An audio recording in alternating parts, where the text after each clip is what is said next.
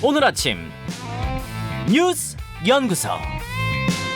오늘 아침 뉴스의 맥을 짚어드리는 시간 뉴스연구소. 오늘도 두 분의 연구위원 나오셨어요. CBS 김광일 기자, 뉴스톱 김준일 대표, 어서 오십시오. 안녕하세요. 오늘 주목할 뉴스 코로나19 얘기부터 해봐야죠. 예, 연말까지 잠시 멈춤. 이제 오늘부터 특별 방역 대책이 시행이 됩니다. 네.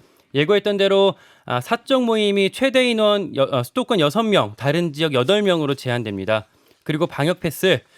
기존엔 유흥시설이나 실내 체육시설 같은 데만 제한적으로 적용이 됐었는데요. 네. 오늘부터 식당이나 카페, 학원, PC방 갈 때도 접종 증명서 또는 PCR 음성 확인서가 있어야 합니다. 근데 방역 패스를 일괄적으로 확인하기 어려운 마트나 백화점, 결혼식장, 종교시설 등은 예외로 했습니다. 그러면 수도권 같은 경우에 이제 6명까지잖아요. 네. 만약 백신 안 맞은 사람이라면, 즉 방역 패스 없는 사람이라면 혼자 밥 먹어야 되는 거예요? 원칙은 그렇습니다. 이제 2명부터 금지가 되는 거니까요. 근데 미접종자가 일행 중에 1명뿐이라면 같이 들어갈 수는 있고요. 예.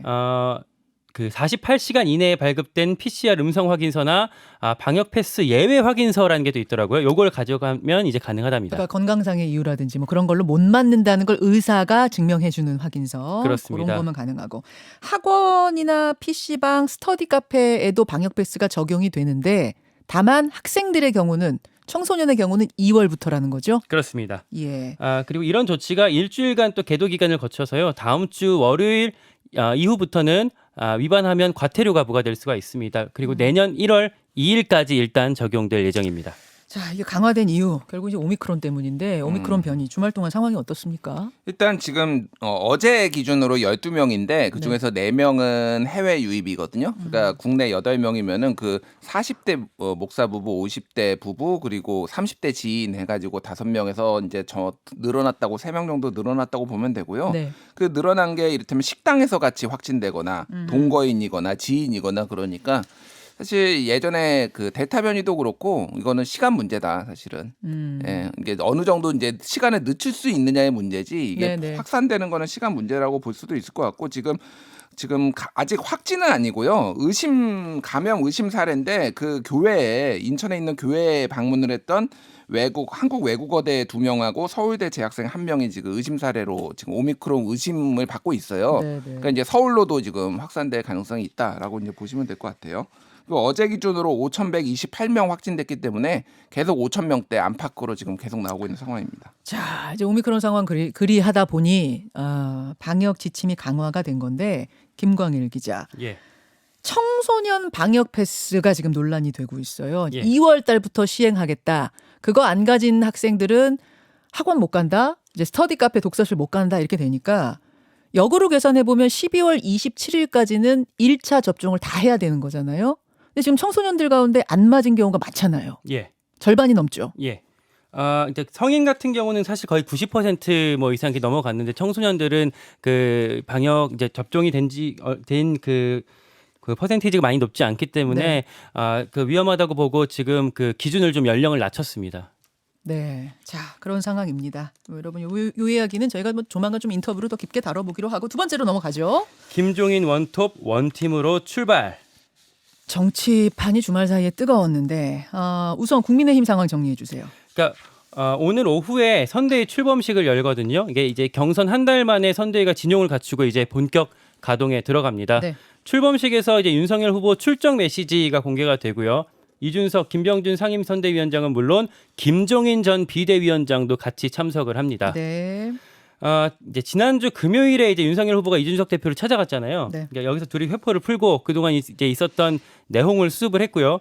사실상 불발된 것으로 이제 평가가 됐던 김종인 위원장 합류까지 여기서 이제 끌어냈습니다. 요게 사실은 정말 깜짝 뉴스였어요. 네. 그러니까 윤석열, 이준석 대표가 어깨 동무하는 것도 깜짝인데 거기에 김종인 위원장이 합류한다는 소식이 더해진 거 아닙니까? 그러니까 김종인 위원장은 이제 원톱이죠. 총괄 선대위원장을 이제 맡기로 했고요.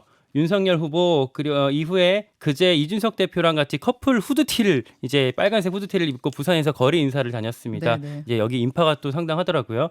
어제는 또 윤석열 후보가 김종인 위원장이랑 30분 가량 만나서 선대위 구상을 같이 논의를 했습니다. 자, 김준일 대표가 주목하는 지점 포인트는 뭡니까? 일단은 삼각편대가 뜬 거죠. 윤석열, 이준석, 김종인.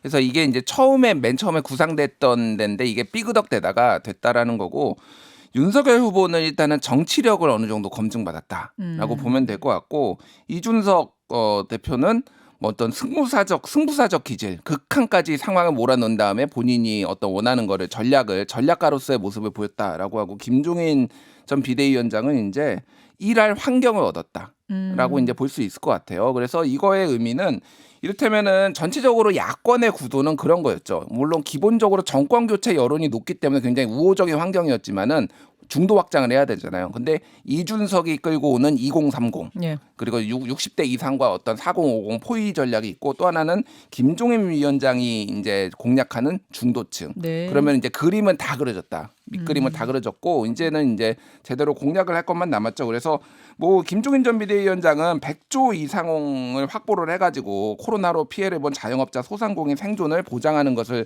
이제 언론 인터뷰에서 저는 얘기도 했어요. 어떤 전략들을 들고 나올지 한번 귀추가 주목되는 상황입니다. 그 이제 일부 지지층에서는 윤석열 후보가 굴복한 거 아니냐 이제 이렇게 비판을 하고 또 민주당에서는 땜빵 선대위 이런 말로 어제 논평을 했는데 여기에 대해서 김종인 위원장은 뭐라고 할지 여러분 궁금하지 않으세요?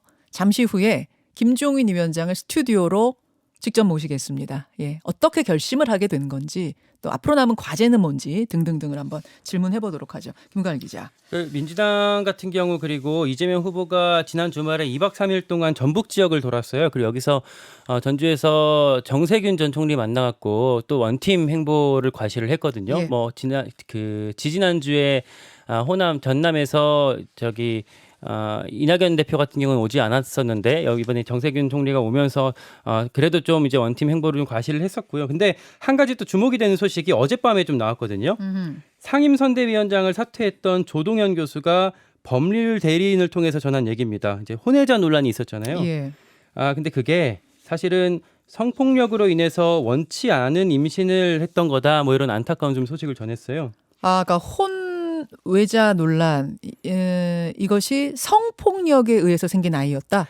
네, 그러니까 뭐 한간에는 뭐 불륜이다, 뭐 이런 어떤 음해성 얘기들이 있었는데 그게 아니라 사실 성폭력 피해를 당했었던 거고 당시 좀 어려운 상황이 있었지만 그래도 어떤 책임을 다하자는 측면에서 나와서 키웠던 거다라고 이제 밝혔습니다. 그걸 조동현 교수의 변호사가 어제 공식 발표를 한 거예요. 네, 조동현 교수의 법률 대리인이자 민주당 법률지원단 부단장이 어제 입장문을 냈습니다. 이거 취재를 좀 해보니까 네. 민주당 안에서는 이제 어떤 그런 이제 피해자성을 좀 강조해서 기존에 나왔었던 사생활 논란 후 역풍을 좀 뒤집을 수 있는 좀 계기가 되지 않을까 이렇게 기대하는 시각도 좀 있던데요. 근데 이제 이 자체를 좀 우리가 좀 보면 어떤 인재 영입 과정에 있었던 어떤 잡음 이런 것들이 좀 있었기 때문에 요 일단락됐던 이슈 자체가 나오는 게 그 자체가 좀 부정적이지 않을까 하는 좀 그런 어떤 고민과 또 좀 전망도 해볼 수 있겠습니다. 그러면은 그 당시에 그 남편 이혼하기 전 그 남편에게는 그 사실을 알리지 않았다는 설명인 거죠. 그러니까 이혼하기 전 남편에게 그 부분에 대해 소송했던 설명은 그 없었고 그 부분 설명은 없었고 그 다음 남편 두 번째 남편에는 충분히 설명했고 그 부분을. 다 이제 수용해줘서 지금까지 살아왔다라고 설명을 했습니다. 예, 요 이야기는 뭐 잠시 후에 뉴스닥에서 민주당 현근택 대변인 나오시니까요. 요거에 대한 보충 설명은 좀 들어보기로 하고 여기까지 갈까요? 예. 괜찮습니까? 예, 수고하셨습니다. 고맙습니다. 김현정의 뉴스쇼는 청취자 여러분의 참여로 이루어집니다. 트위터, 페이스북, 레인보우 게시판, 그리고 단문 50원, 장문 100원의 유료 문자 샵 1212, 우물정 1212 통해 참여하실 수 있습니다. 김현정의 뉴스쇼, 여러분과 함께 만듭니다.